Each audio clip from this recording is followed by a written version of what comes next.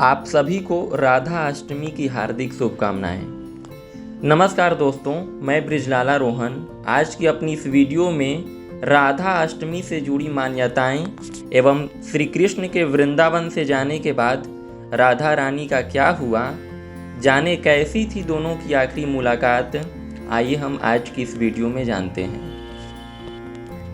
राधा अष्टमी ही वह दिन होता है जब भक्त राधा रानी के शुभ चरणों के दर्शन कर पाते हैं, क्योंकि बाकी दिनों में राधा रानी के चरण ढके रहते हैं। राधा अष्टमी भगवान और मनुष्य के बीच एक अद्वितीय संबंध का प्रतीक है, जो श्री कृष्ण और राधा रानी के निस्वार्थ प्रेम को दर्शाता है।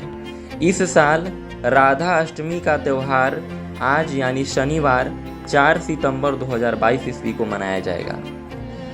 आइए आज हम जानते हैं कि कौन है राधा रानी और श्री कृष्ण के वृंदावन से जाने के बाद उनका क्या हुआ। कौन है राधा रानी? राधा रानी का जन्म हिंदू मास के भाद्रपद शुक्ल अष्टमी तिथि को बरसाने में हुआ था। इस दिन को राधा अष्टमी के नाम से मनाया जाता है। कुछ लोग मानते हैं कि राधा एक भाव है जो कृष्ण के मार्ग पर चलने से प्राप्त होता है। हिंदू धर्म में वे श्री कृष्ण की प्रेमिका और संगिनी के रूप में चित्रित हुई हैं। पद्म पुराण में इन्हें वृषभानु राजा की पुत्री और मां लक्ष्मी का अवतार बताया गया है। आइए अब हम जानते हैं कि कृष्ण के वृंदावन से जाने के बाद राधा का क्या हुआ। कृष्ण के वृंदावन छोड़ने के बाद राधा का वर्णन बहुत कम मिलता है। पौराणिक कथाओं के अनुसार श्री कृष्ण जब राधा से आखिरी बार मिले तो उन्होंने कृष्ण से कहा था कि वो हमेशा उनके मन में रहेंगे, हमेशा उनके दिल में रहेंगे। इसके बाद कृष्ण ने मथुरा जाकर कंस और बाकी राक्षसों का वध किया और प्रजा की रक्षा के लिए द्वारिका में ही बस गए। कृष्ण के वृंदावन से जाने के बाद राधा का जीवन बिल्कुल बदल गया।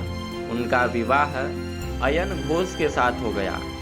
राधा ने अपने दाम्पत्य जीवन की सारी रस्में निभाई और बूढ़ी हुई, लेकिन उस वक्त भी राधा के मन में, राधा के दिल में, राधा के हृदय में कृष्ण बसे हुए थे। राधा ने पत्नी के तौर पर अपने सारे कर्तव्य पूरे किए।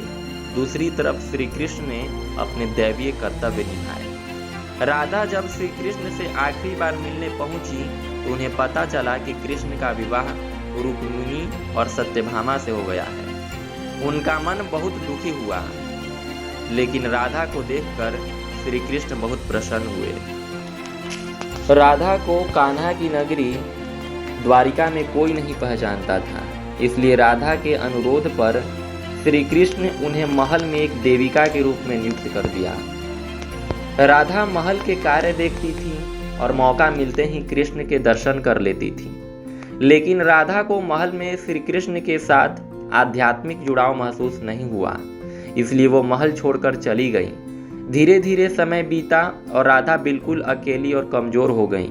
उस वक्त उन्हें श्री कृष्ण की जरूरत महसूस हुई। आखिरी समय में श्री कृष्ण उनके सामने आए। कृष्ण ने राधा को कुछ मांगने के लिए कहा, लेकिन राधा ने मना कर दिया। कृष्ण के पुनः अनुरोध पर राधा ने बांसुरी बजाने का आग्रह किया। श्री कृष्ण ने बांसुरी ली और बेहद सुरीली धुन में बजाने लगे। बांसुरी की धुन सुनते सुनते राधा ने अपने शरीर का त्याग कर दिया। कृष्ण जानते थे कि उनका प्रेम अमर है, बावजूद वे राधा की मृत्यु को बर्दाश्त नहीं कर सके। कृष्ण ने प्रेम के प्रतीकात्मक अंत के रूप में बांसुरी तोड़कर फेंक दी। कहते हैं इसके बाद श्री कृष्ण ने जीवन भर बांसुरी नहीं बजाई और इस प्रकार श्री कृष्ण और राधा का प्रेम अमर हो गया। पुनः राधा अष्टमी की आप सभी को हार्दिक शुभकामनाएं। जय श्री कृष्ण।